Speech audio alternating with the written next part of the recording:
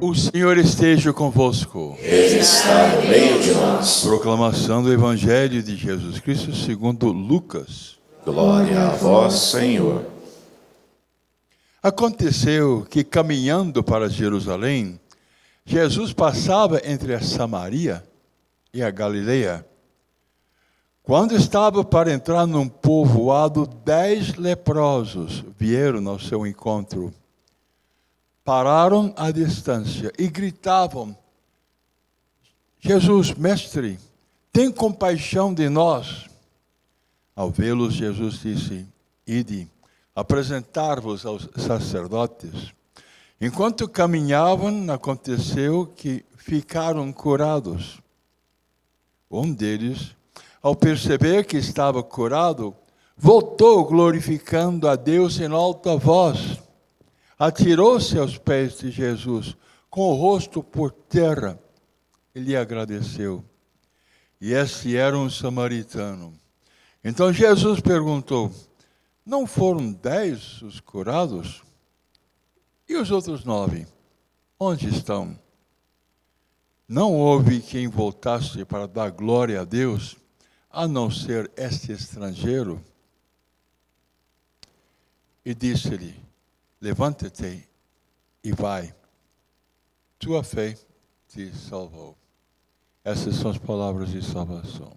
Glória a vós, Senhor.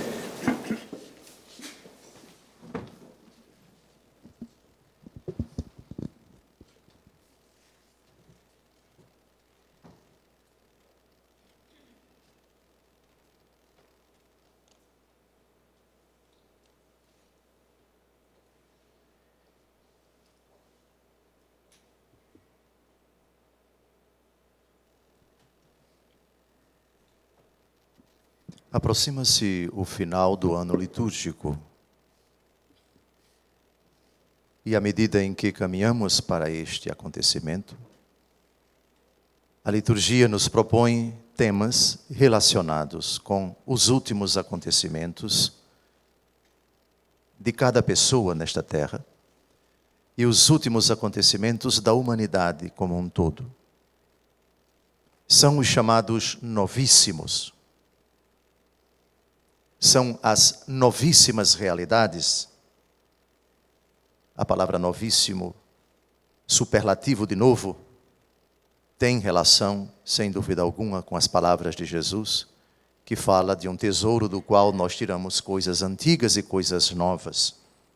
A grande novidade de Jesus, dentre tantas do seu ministério, do seu ensinamento, é que nós seremos julgados por Deus, precisamente por Ele que virá em glória, com poder, cercado pelos seus anjos. Jesus cuidou de descrever com minúcias como será esse juízo final.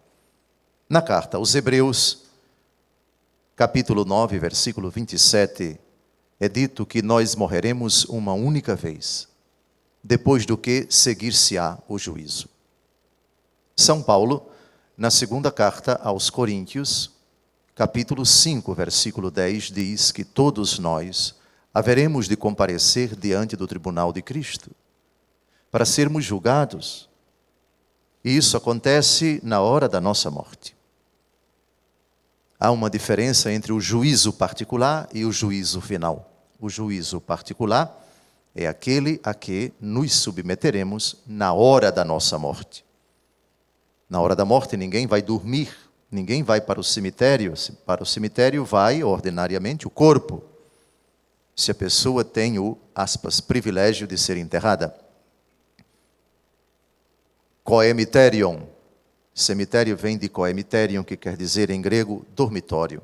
É o corpo quem dorme, aguardando o dia da ressurreição, mas a alma se apresenta diante de Deus.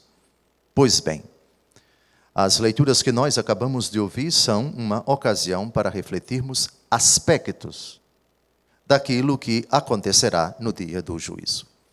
O primeiro equívoco que deve ser tirado da nossa cabeça é a ideia de um julgamento à maneira dos julgamentos humanos, onde o magistrado se senta, a acusação ou o Ministério Público está ali para acusar o acusado, o réu, E depois é dado a ele o direito de defesa, normalmente com um advogado. Depois vem réplica, depois vem tréplica, depois se pode acostar nos autos, documentos, provas em favor da culpa ou em favor da inocência. Os jurados estão ali olhando atentamente. E depois do debate, os jurados se reúnem numa sala à parte, votam, depois vêm, todos se levantam e um deles lê o parecer deles e o juiz corrobora e bate o martelo e assim por diante. E depois tem recurso em segunda instância para a parte que se considera prejudicada, etc., até o trânsito em julgado. Nada disso. O juízo diante de Deus não vai durar menos de 1/1000 de segundo, porque o juiz sabe de tudo, porque o juiz conhece tudo. A nossa vida vai como que passar na nossa frente como se fosse um filme, e não vai demorar. E diante de Deus, perante quem ninguém pode fingir, ninguém pode dissimular, ninguém pode pedir venha, ou tentar se justificar como se Deus fosse um ignorante, como se Deus não soubesse das nossas intenções, nada disso. Ele vai simplesmente pronunciar a sentença e vai corroborar a condição do nosso coração na hora da nossa morte. Se morrermos em pecado mortal, iremos para o inferno e de lá não sairemos jamais.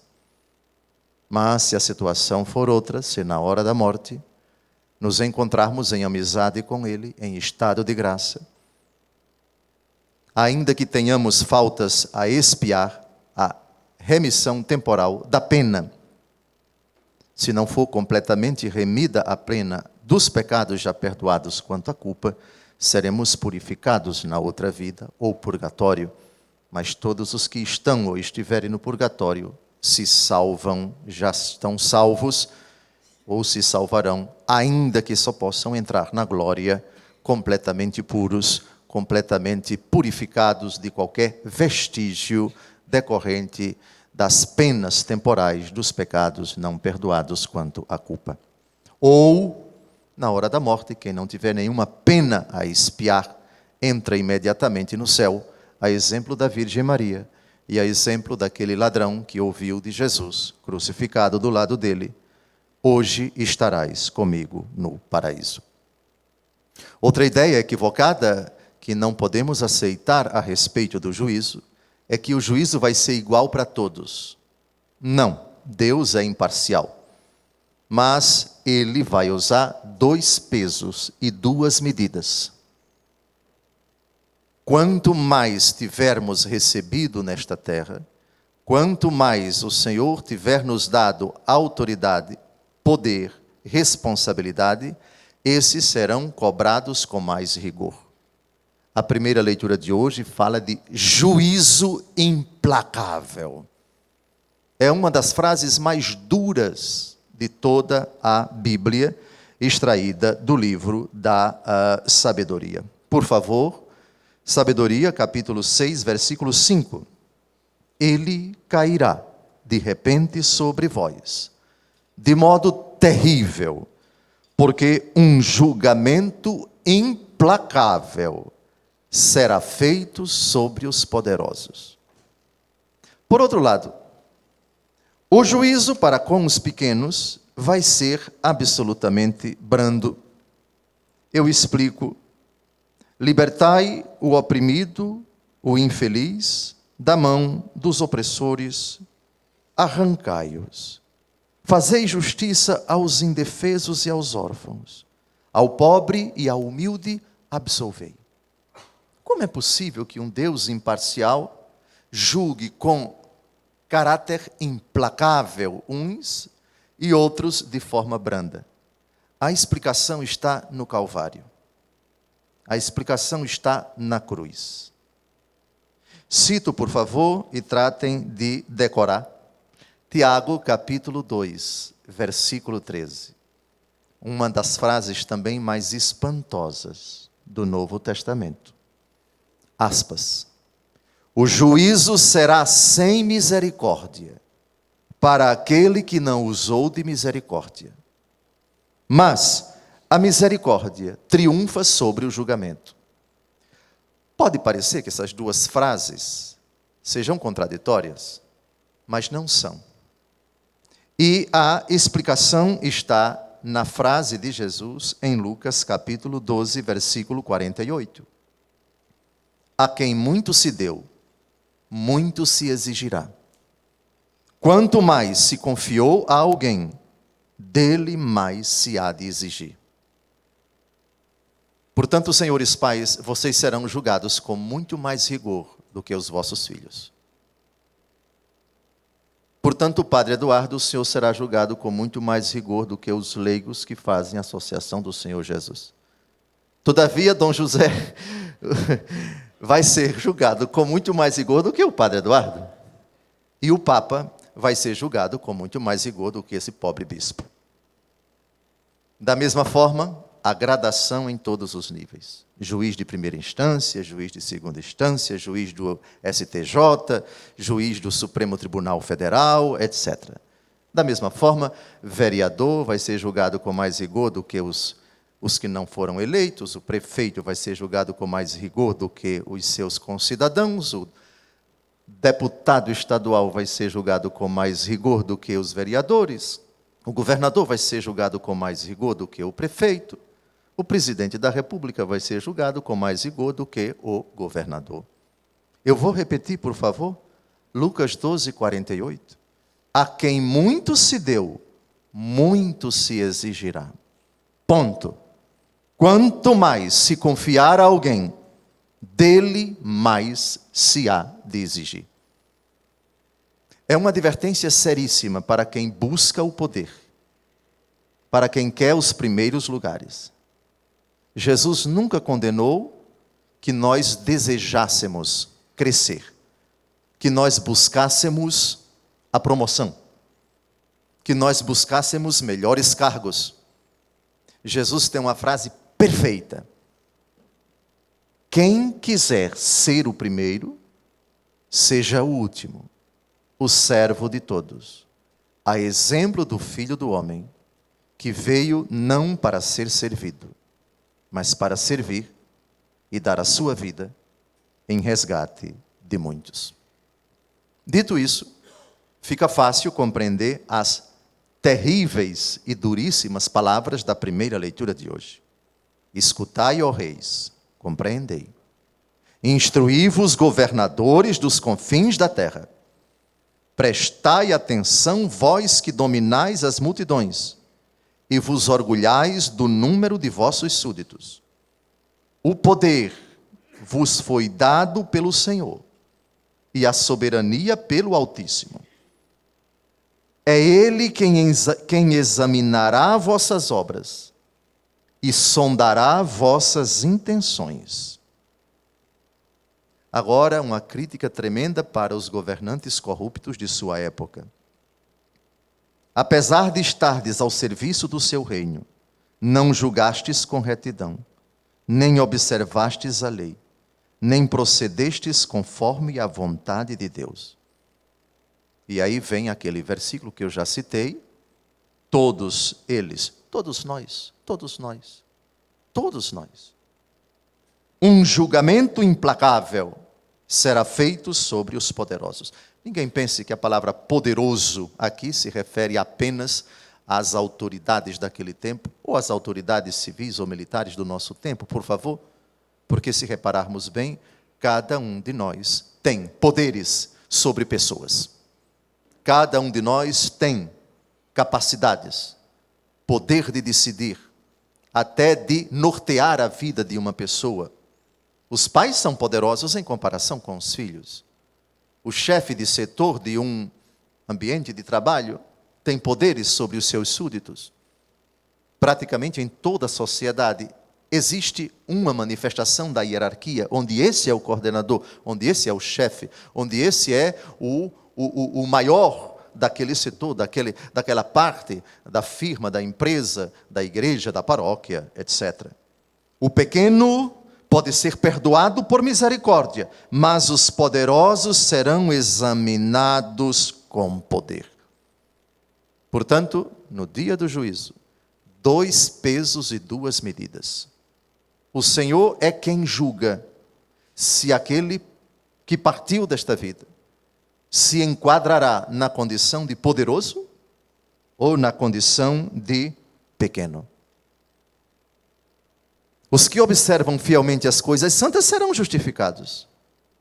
Os que as aprenderem vão encontrar sua defesa. Mas vós, governantes, a vós dirigem-se as minhas palavras, para que aprendais a sabedoria e não venhais a tropeçar. E em nada, dessa forma, Deus pode ser acusado de injusto. A verdadeira justiça, alguém já dizia, e isso se aplica bem à postura de Deus na Escritura. A justiça verdadeira tem que ser branda com os pequenos, dura com os fortes, implacável com os poderosos. Portanto, qualquer poderoso, em qualquer nível, em qualquer lugar, não apenas no âmbito da política, todos os âmbitos, é assim que Deus vai agir. Brando com os pequenos, duro com os fortes, implacável com os poderosos. Jesus, no Evangelho de hoje, reclama de uma postura que, infelizmente, aqueles que procuram-no para serem favorecidos, uma postura que, faltando, pode, de fato, significar uma passagem da condição de pequeno para a condição de poderoso.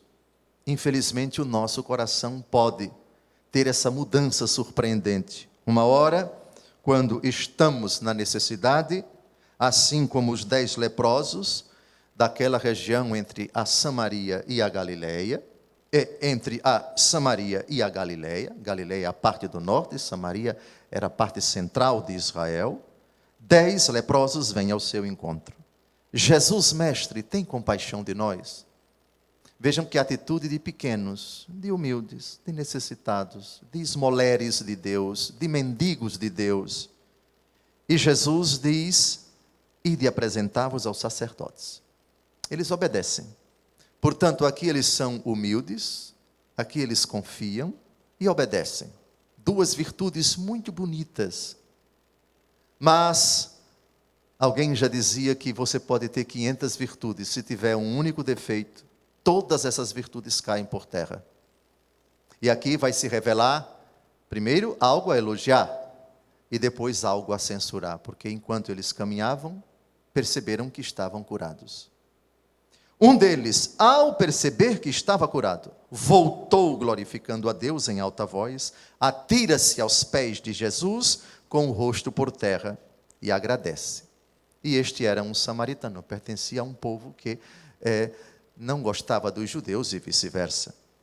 E Jesus faz uma pergunta, mas não foram 10 os curados e os outros 9 onde estão? Não houve quem voltasse para dar glória a Deus a não ser este estrangeiro? Eles tinham 2 virtudes bonitas, humildes, confiantes e obedientes.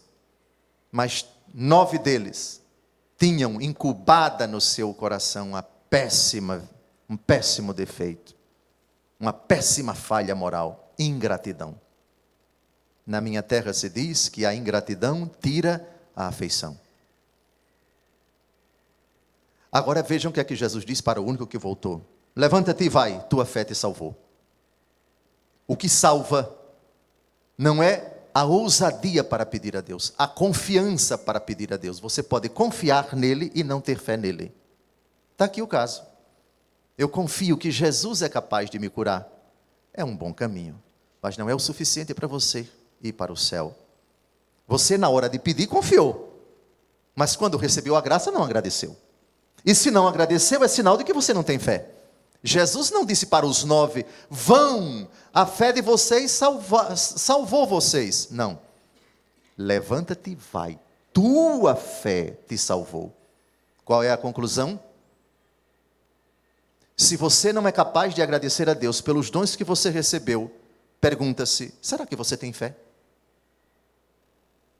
Quem só pede a Deus e não é capaz de agradecer? Tem fé? Jesus não disse para os 9, a fé de vocês salvou vocês. E nunca pensem que os milagres que Deus concede às pessoas, isso já significa que elas estão no céu. É uma coisa bem diferente. João capítulo 20, versículo 30. O Senhor Jesus fez muitos outros milagres que não estão escritos neste livro. Mas esses foram escritos para que creiais que Jesus é o Filho de Deus. E crendo, tenhais a vida em seu nome. O papel do milagre é um empurrãozinho de Deus para que você creia. Se você mesmo tendo recebido o milagre, depois de recebido o milagre, não assumiu uma postura de pessoa grata a Deus, voltou para agradecer. Você recebeu em vão aquele milagre. Não compreendeu qual foi o recado de Deus. Parou na graça do milagre e esqueceu que o milagre é apenas um recado de Deus para que você volte para Ele, para que você se ajoelhe diante dEle, para que você coloque o rosto por terra e lhe agradeça, como fez esse único samaritano que voltou para agradecer. Então vejam, deixem o milagre de lado e fixem-se naquilo que o Senhor quer que nós assumamos depois de receber o milagre.